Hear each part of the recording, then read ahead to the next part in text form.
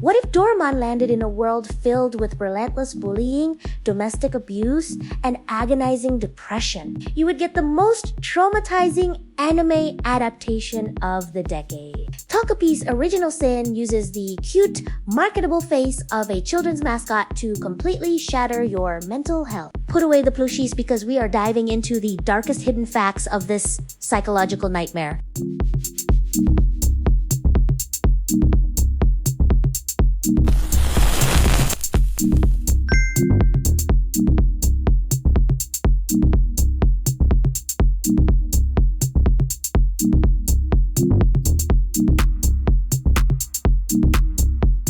The premise sounds like a classic Saturday morning cartoon. Takopi is a naive, octopus-like alien from the happy planet who travels to Earth with a single mission: to spread joy. He quickly attaches himself to Shizuka, a quiet, heavily bruised fourth grader whose life is an absolute waking nightmare of severe school bullying and parental neglect.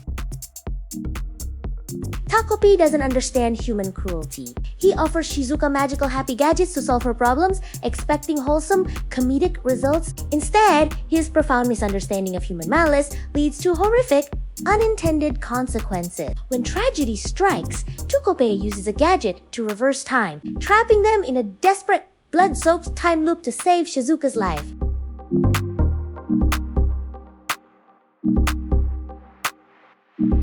Long before the anime was announced, Taizan 5's original manga went completely viral. It hijacked Twitter trends because it masterfully weaponized cognitive dissonance. The cute, simple character designs completely disarm the viewer. It lulls you into a false sense of security before hitting you with terrifyingly visceral depictions of real-world trauma.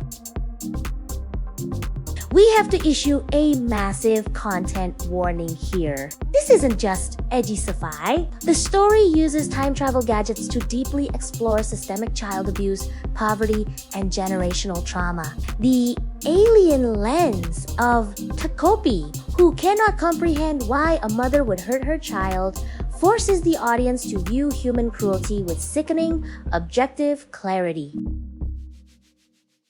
The hidden genius lies in the timeline loops. Casual viewers often miss the subtle visual cues scattered in the background. Art!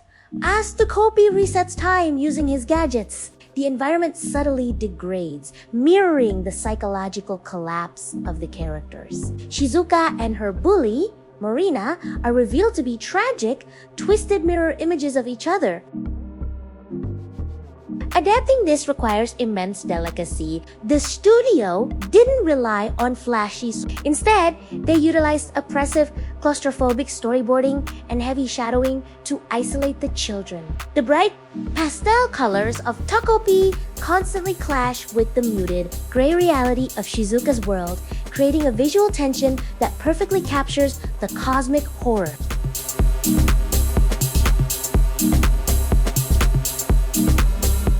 When the anime adaptation dropped, Reddit's anime discussion threads were essentially group therapy sessions. The hardcore community on malice universally praises it as a brutal, modern masterpiece of psychological horror, comparing its emotional devastation to legendary titles like Made in Abyss or Ojasumi.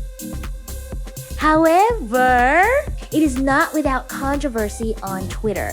X.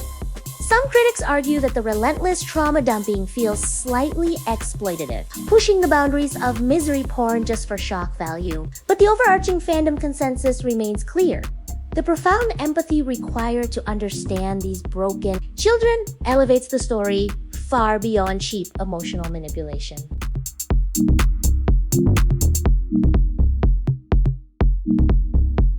Takopi's original sin is a grueling, essential watch that masterfully hides a devastating critique of human society behind a cute, marketable mascot. It proves that the most terrifying monsters don't come from outer space. They are created by the adults in our own homes and classrooms.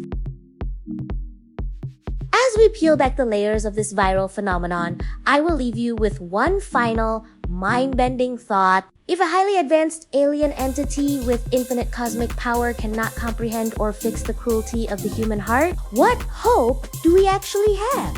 Thanks for watching, and take care of yourselves out there.